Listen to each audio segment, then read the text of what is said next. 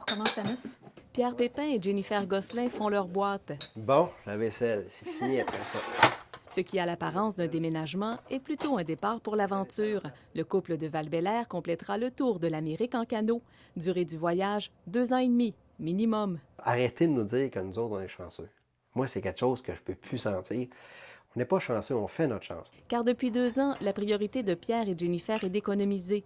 Tout est calculé. Hey, on en a vendu pour quoi, à date, là? 20 000. 20 000 de choses usagées, de bébelles. Ce qui reste, c'est l'essentiel pour pagailler 25 000 km, dont 2 000 de portage. Un canot de 19 pieds en Kevlar rempli d'équipements de camping, de matériel de survie et d'outils de communication. Fait que ça ferait tout notre câblage. Poids total de l'embarcation, environ 500 livres. Bonne fille. Ouais. Et bien sûr, à bord, il y aura Jasmine, qui veillera à leur sécurité.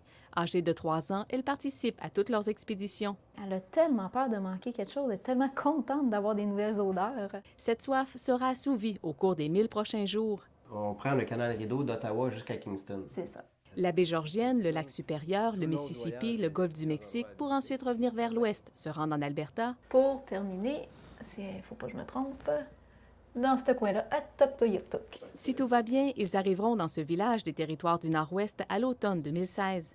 Une longue épopée, mais ils sont prêts. Jennifer et Pierre ont une formation de guide d'aventure et leurs feuilles de route sont parsemées de plusieurs expéditions.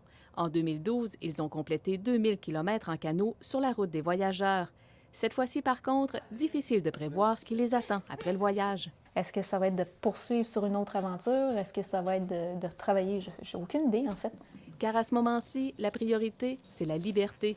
Et sans l'ombre d'un doute, Jasmine partage l'opinion de ses maîtres. OK, go! Ici Mireille Roberge, Radio-Canada, Québec.